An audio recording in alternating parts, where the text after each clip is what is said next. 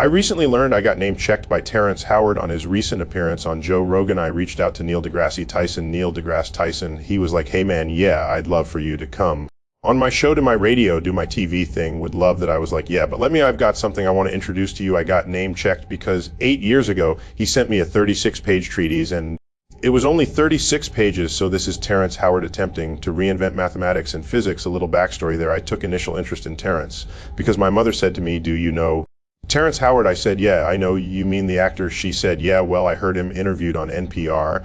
On there, he said that like when he was a kid, he wanted to be like a scientist and study the universe. I said, well, that's cool. Okay, maybe we'll get him on Star Talk. We love talk to celebrities who have a soft geek underbelly. At the time, I didn't quite know how to get in touch with him, but we met at something called the Upfronts, which is where networks present their next season's TV shows. I saw him at an event Upfront, and then this came in my inbox in this particular case. Since I basically solicited it from him, I actually spent time reading every line of all 36 pages, and I commented. My comments are in red here. You see that. So I spent a lot of time on it, and I thought, out of respect for him, what I should do is give him my most informed critical analysis that I can in my field. We call that a peer review. You come up with an idea, you present it either at a conference or you first write it up and you send it to your colleagues. It is their duty to alert you of things about your ideas that are either misguided or wrong, or there's the calculation doesn't work out, or the logic doesn't comport. That's their job. Not all ideas will turn out to be correct. Most won't be. But to get to that point, you need to know things like, what has everyone else said about this same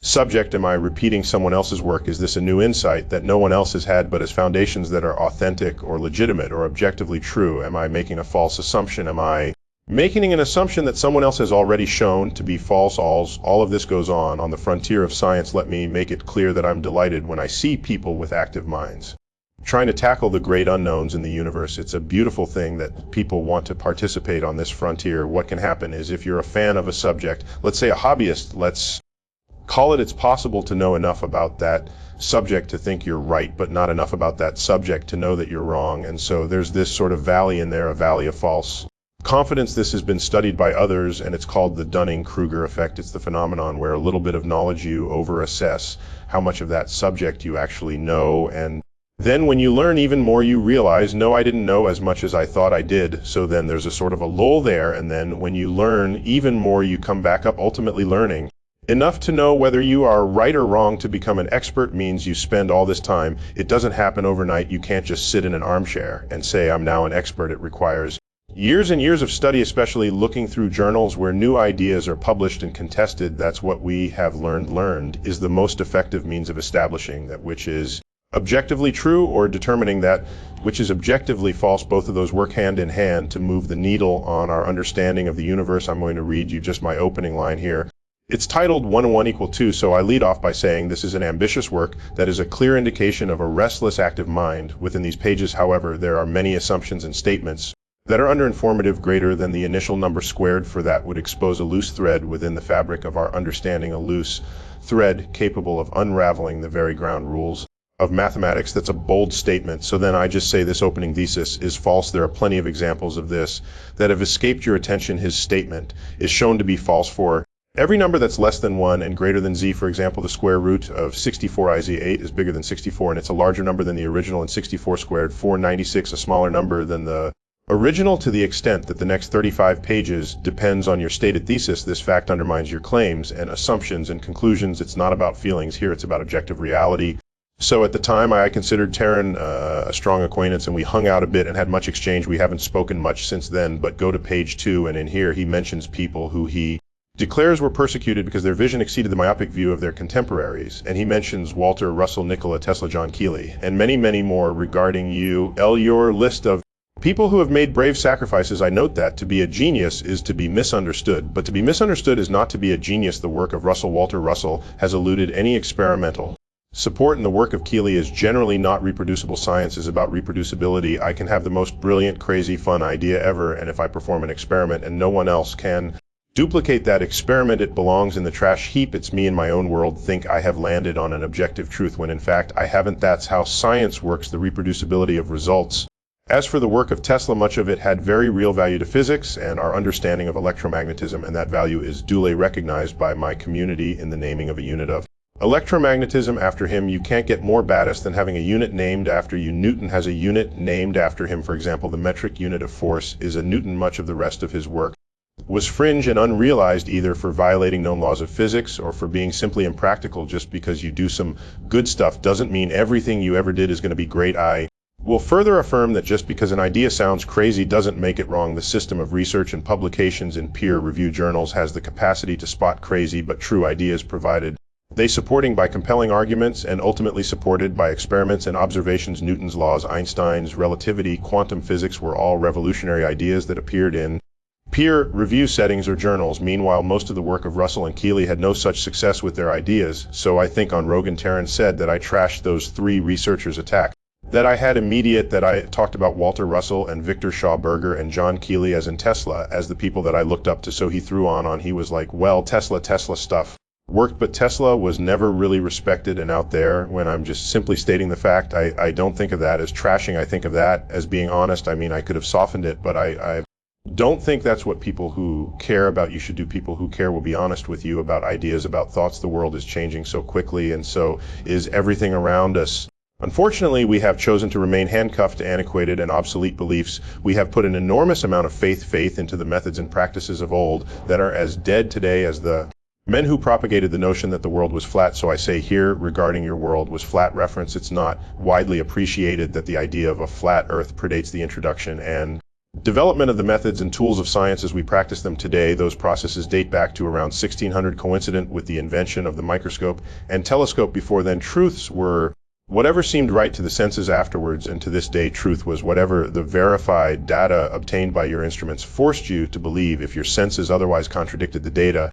This fact means that there's no such misunderstanding on the scale of the flat earth in the era of modern science, and in multiple places throughout the treatise, he's attaching a number to a physical idea or a physical object. That idea goes way back, by the way, go back to Pythagoras, famous for the Pythagorean theorem, which we all learned in 8th grade, was it, or 10th grade. Pythagoras was also a philosopher who tried to understand how things worked. He felt, among others in his group, that if you assign a number to something, the number can imbue that object with certain meaning and significance, which means then if you manipulate the numbers that you gain insight into the objects themselves once you've assigned a number to it. There's a lot of that permeates this document, but it's a long disproven approach to the world. Again, there's nothing wrong with a failed idea. Now other people know to not do it, right? That has value. If we place a candle in front of a mirror, the measurement of light is doubled, is it not? It does not measure as only one light source. We actually see two lights. A light meter will show twice the intensity of light. This is false. He attacked it so with such vitriol.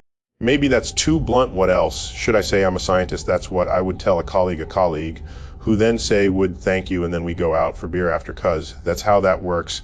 And there's an old saying, I first heard it from Michael Dell of Dell Technologies: if one day you find yourself the smartest person in the room, change rooms. I say this is false. The light in the mirror appears dimmer than the source of light itself for several reasons, starting with the fact that no mirror is 100% reflective, but more importantly, the candle in the mirror is farther away from you than the candle itself, so the light meter will always read less than twice the actual value of the candle itself. I will note that from this work, Terran produces art, sculptural art, which I find to be intriguing, even beautiful to me, more intriguing than beautiful, because you got to look at it and you keep looking at it. What is that? And what's going on there? I just want to read you my end and comments here. I could not follow the reasoning on these last few pages, but the illustrations that derive from them are beautiful regardless of how they were derived. My notes have been strongly critical of your reasoning and conclusions. I was candid and blunt out of respect for the energy you have clearly invested in this work, but if you're sure that you are still right and that I have completely misunderstood your thesis, then you will need to look for another person to evaluate what you have done and solicit their comments. In any case, like I say above, the images and illustrations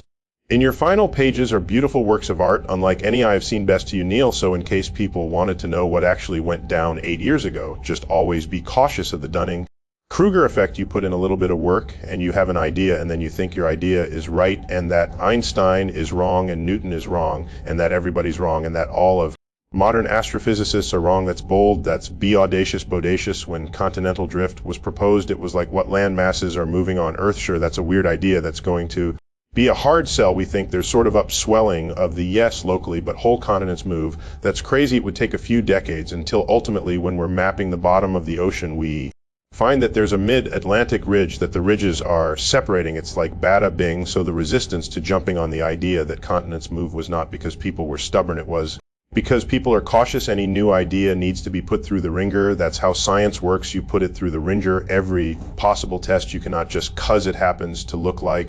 South America fits with Africa. Any better evidence than that? Oh, wait a minute, fossils match between the west coast of South America and the east coast of Africa, not recent fossils, fossils from millions of years ago. That's interesting things that make you go, that brought some more people over to the camp. You keep that up and you reach a point where enough evidence is brought to bear on the question, and then you have a new emerging truth, but at the vibrant energy that goes on at conferences and the contest of ideas. That's how we roll. That's how it works. When Einstein came out with relativity saying space-time curves, Albert, what are you saying? What are you doing? Well, you can test at the total solar eclipse. So the idea comes out in 1915, is published in 1916, 1919. We measured light around the edge of a total, so during a total solar eclipse, because you can't see the stars during the daytime, you see the light rays bent from their actual coordinate positions on the sky. Sir Arthur Eddington, an astrophysicist, provided the first experimental evidence for Einstein's general theory of relativity, which, by the way, was published in a peer-reviewed journal. Crazy idea.